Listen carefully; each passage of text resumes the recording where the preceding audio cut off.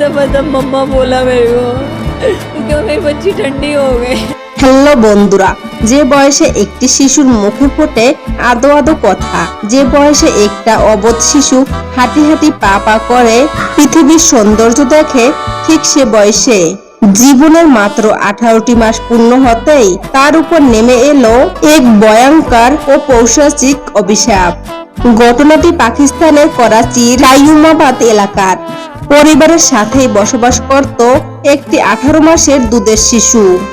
ঘটনার দিন শিশুটির নিকটাত্মীয় মাত্র 17 বছর বয়সী এক তরুণ তাকে খাবার কিনে দেওয়ার কথা বলে বাহিরে নিয়ে যায়। কিন্তু কে জানতো মিষ্টি খাবারের প্রলোভন দেখিয়ে ওই কিশোর শিশুটির উপর চড়াও হবে এবং চালিয়ে যাবে চরম বর্বরতা। অভিযুক্ত 17 বছর বয়সের কিশোর যখন শিশুটিকে ফেরত নিয়ে আসে তখন সে ছিল একদম অচেতন। তারপর মেয়েটির মা যখন মেয়েটিকে এরকম অবস্থা দেখে তখনই দ্রুত তাকে জিনহা পোস্ট গ্রাজুয়েট মেডিকেল সেন্টারে নেওয়া হলেও শেষ রক্ষা হয়নি।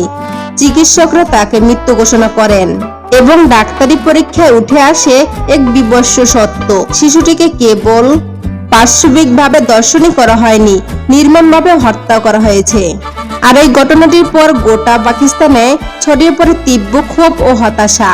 সাধারণ মানুষ থেকে শুরু করে পাকিস্তানের শোবিজ জগতের তারকারা যেমন আদনান সিদ্দিকী, আয়েশা ওমর ও শানাম বালোচরা তীব্র নিন্দা জানিয়ে সোশ্যাল মিডিয়ায় ক্ষোভ প্রকাশ করেন। সবাই একটা প্রশ্নই তুলছেন, সমাজ কোন চরম অবনতির তলে গিয়ে ঠেকেছে? আর ঘটনাটির পরেই পুলিশ 17 বছর বয়সী ওই অভিযুক্ত কিশোরকে গ্রেপ্তার করে তার বিরুদ্ধে ধর্ষণ ও হত্যার ধারায় এফআইআর দায়ের করছেন। বর্তমানে তাকে পুলিশ হেফাজতে রেখে তদন্ত চালানো হচ্ছে। মামলাটি সদ্য নথিভুক্ত ও প্রাথমিক তদন্তের পর্যায়ে থাকায় এবং অভিযুক্ত ব্যক্তি অপ্রাপ্ত বয়স 17 বছর হওয়ায় স্থানীয় আইন ও শিশু বিচার ব্যবস্থা অনুযায়ী এখনো পর্যন্ত চূড়ান্ত বিচার বা শাস্তির রায় ঘোষণা করা হয়নি। পুলিশ চার্জশিট জমা দেওয়ার পর আদালতের শুনানি শেষে চূড়ান্ত রায় দেওয়া হবে। তো বন্ধুরা, তোমরা কে কে চাও এই ছেলেটির সঠিক বিচার হোক সেটা অবশ্যই কমেন্টে জানাও।